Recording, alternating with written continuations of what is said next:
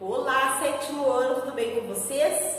Nessa aula de matemática eu vou fazer com vocês aqui a resolução dos exercícios que eu deixei como tarefa, né? Então são os exercícios da hora de apoio da página do número 64. Então na aula passada de ontem eu resolvi com vocês, né, os primeiros exercícios até o número 3 e aí o exercício 4, 5, 6 e 7 ficou para vocês fazerem no caderno. Então, acompanhem primeiramente a correção, aí depois a gente vai fazer outras atividades. Então, aqui no exercício 4, né, nós temos esse trapézio ABCD e ele foi dobrado, né, aqui ao longo do segmento CE, né, ele foi dobrado aqui nesse segmento CE. Paralelo ao lado AD. Então, estar paralelo, né, essa semirreta, ela está paralela à semirreta aqui AD. E os triângulos EFG e também BFH, eles são equiláteros, então eles têm, né, a mesma medida dos ângulos e dos lados. O lado desses triângulos é igual a 4 centímetros, né, de comprimento. Qual que é o perímetro do trapézio?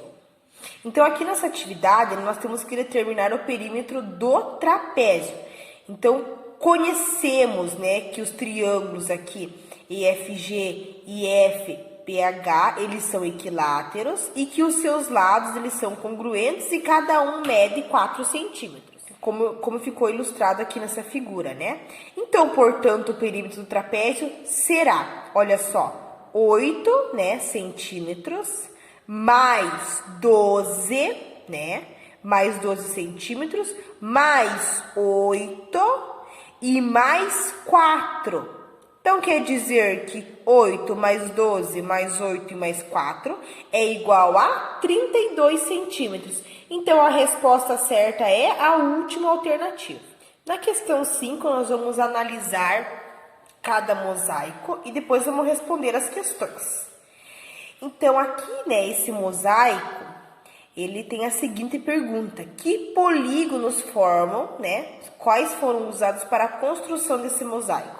Então, nesse mosaico que nós vemos que nós temos o quadrado, né? Que se encaixa com os quadriláteros, e essa figura que tem 8 lados, que é octógono, né? Então, nesse mosaico foram usados para a construção os quadriláteros e octógonos.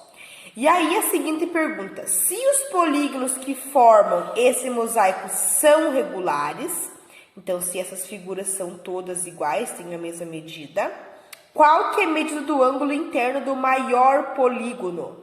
O maior polígono, né, é aqui o octógono. Então, olha só, que nós temos um ponto P, né, bem aonde ele está juntando aqui com o quadrado. Então, para eu descobrir aqui qual que é o valor, né, quanto mede esse ângulo interno, então basta eu saber qual que é a soma dos ângulos internos do octógono, e aí fazer a subtração, né, do ângulo aqui do quadrado, que é um ângulo reto, 90 graus. Então, né, quanto que mede esse ângulo interno? 135 graus. Aí a seguinte pergunta: quais são as medidas dos ângulos em torno do ponto P? Então, olha só, em torno do ponto P. Então, a gente já descobriu, né, que os ângulos internos aqui do octógono é igual a 135 graus. Então, né, em volta aqui do ponto P, nós temos também o quadrado, que mede 90 graus. Então, olha só, nós temos 135 graus, 90 mais 135 graus, né? Essa é a resposta da seguinte questão. Agora, nós temos a questão B, então nós vamos observar esse mosaico. Que polígonos foram usados na construção desse mosaico? Então, vejam bem, aqui nesse mosaico eu tenho uma figura que tem quantos lados? Vamos contar? Olha só, 1, 2, 3, 4, 5, 6. Então, é um hexágono. Nesse mosaico, todas as figuras têm 6 lados. Só que nós temos hexágonos regulares, iguais, né? E também irregulares. Aí a seguinte questão: qual que é a medida de cada ângulo interno do polígono regular? Ela é quanto? Ela é igual a 120 graus. Quais as medidas dos ângulos em torno do ponto K? Então, olha só, nós temos aqui um ponto K. Quais são as medidas dos ângulos em volta do ponto K? é a mesma coisa, né? 120 graus. O exercício 6 é um exercício do Enem, né? Então, ele diz o seguinte: para uma alimentação saudável, recomenda-se ingerir em relação ao total de calorias diárias 60% de carboidratos, 10% de proteína e 30% de gorduras. Uma dessas porcentagens quer dispor esses dados em um polígono. Então, ela pode fazer isso em um triângulo equilátero, em um losango, em um pentágono regular, em um hexágono regular, um octógono, desde que o polígono seja dividido em regiões, né, cujas suas áreas sejam proporcionais às porcentagens mencionadas. Então, aqui nós temos essas figuras. E aí a gente vai responder as seguintes questões.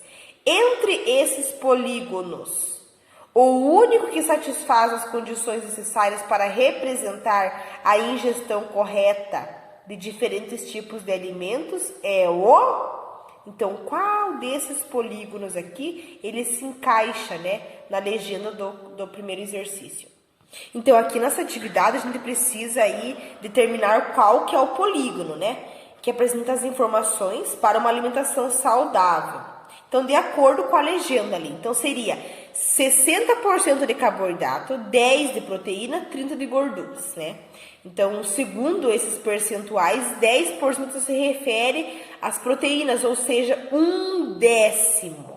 Então, aqui o primeiro polígono, ele não pode, né?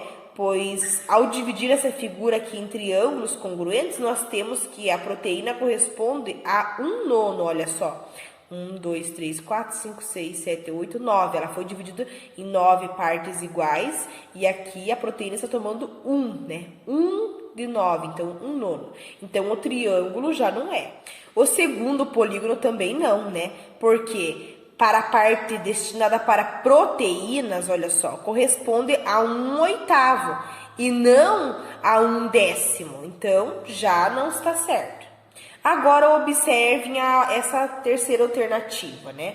Olha só, essa figura aqui, né, ela é verdadeira, porque as proteínas, elas estão representadas por 1/10, né, do inteiro. Olha só, essa figura foi dividida em 1, 2, 3, 4, 5, 6, 7, 8, 9, 10, né, 10 partes iguais, e a proteína está tomando uma parte dessas 10, né? 1/10 do inteiro. Então, neste caso, a resposta certa seria a resposta da questão C, né? Um pentágono, que tem 1, 2, 3, 4, 5 partes iguais. Aí, no exercício do número 7, ele fala o seguinte: na página 60, vimos como construir um triângulo de lados 3 centímetros, 4 centímetros e 5 centímetros, utilizando apenas um lápis, uma régua e um compasso. No caderno, elabore um fluxograma contendo o passo a passo para a elaboração desse triângulo, né?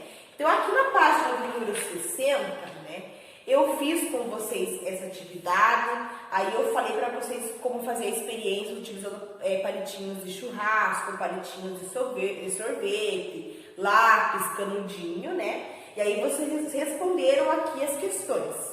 Agora, né, então a atividade aqui é para que vocês façam no caderno esse exercício, né? Vocês vão estar construindo ali um fluxograma, né? Que seria o quê? Seria descrever como que foi feita, né, essa atividade, tá? Então, esse exercício número 7 era para ser feito no caderno, tá? O 7, o 6 e o 4.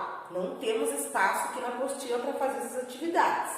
E aí eu percebi nas fotos, nas atividades que vocês encaminharam, que alguns alunos não mandaram, né? Mandaram apenas ali, marcaram a questão alternativa correta e não mandaram a foto das atividades no caderno. Então, eu quero lembrar vocês que eu vou vistar o caderno de matemática de vocês, né? Então, por isso, vocês devem ter todas as questões que precisam ser feitas no caderno, feitinhas lá no caderno de matemática, ok?